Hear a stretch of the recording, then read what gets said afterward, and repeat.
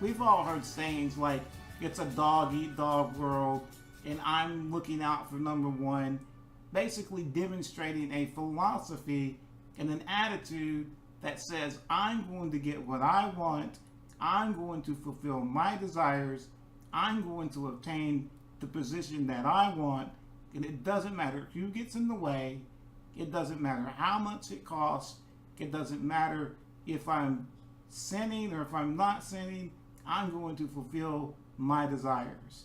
And we see this playing out in our political system today. We see these men and women get up on debate stages and totally trash the other person, and say how terrible they are, and how superior they are, and how great they're going to make America, and how terrible this guy's going to make America. And we see it day in and day out, this hatred and this animosity. But we see this attitude creeping into Christian churches today.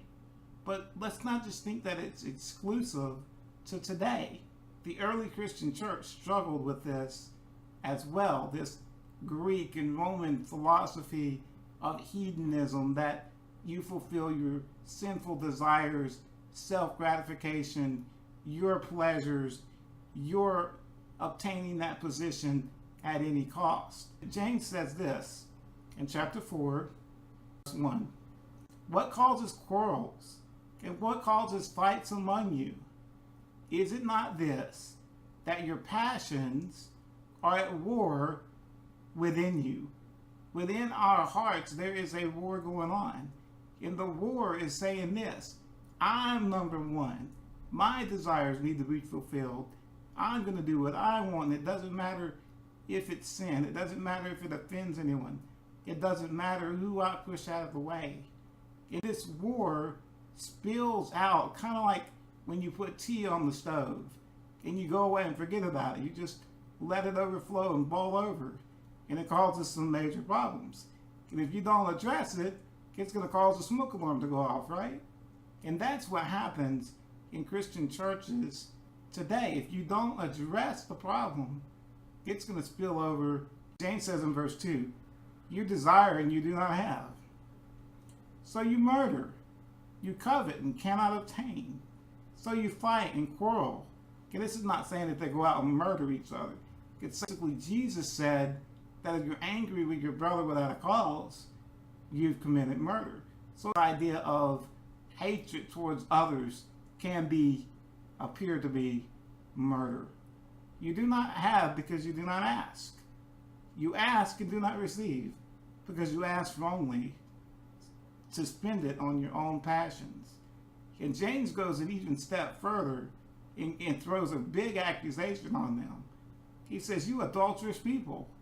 And this is basically spiritual adultery, where you have left your first love for Jesus and you have put another love in its place, whether it be money, position, sex, lust, obtaining position in this world. And when you put that before God, that is spiritual adultery. Do you not know that the friendship with the world is enmity with God?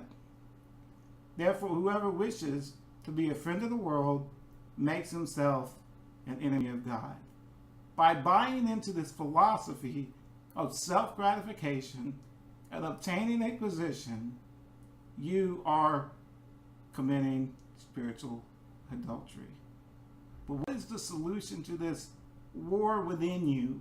What is the solution to the drama taking place in Christian churches, in Christian communities? It is humility that leads to grace. The idea of putting yourself last, putting God number one, putting others number two, and putting yourself last. And this leads to grace.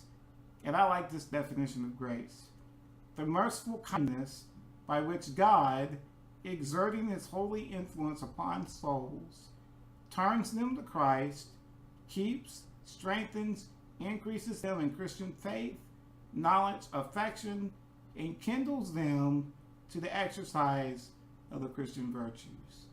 So humble yourself, put yourself last, and God will bestow upon you the grace to win the war with your passions in your heart, and the forgiveness for putting others down and for putting God last, putting yourself first. God gives you the grace of forgiveness. He gives you the power to rise above those desires and to be pleasing to Him.